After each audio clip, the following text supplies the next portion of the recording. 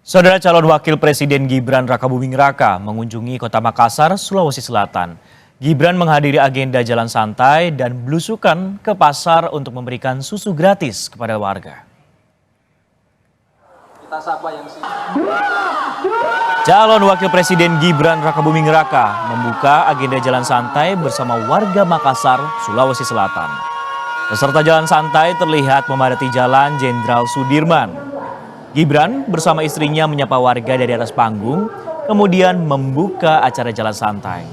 Agenda dilanjutkan dengan mengunjungi Pasar Terong. Bersama sang istri, Gibran menyapa dan membeli jajanan pasar dari pedagang pasar. Gibran juga mengingatkan pentingnya gizi anak dan ibu hamil. Harapannya, angka stunting di Kota Makassar dapat turun ke angka 0%. Hari ini kami membagikan susu dan sembako ke masyarakat yang ada di Makassar. Harapannya tadi kan banyak anak-anak ya, harapannya stunting dapat diturunkan.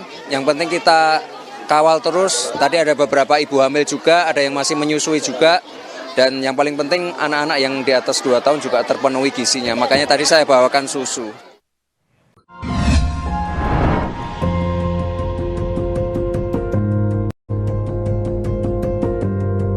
Kompas TV, Rumah Pemilu.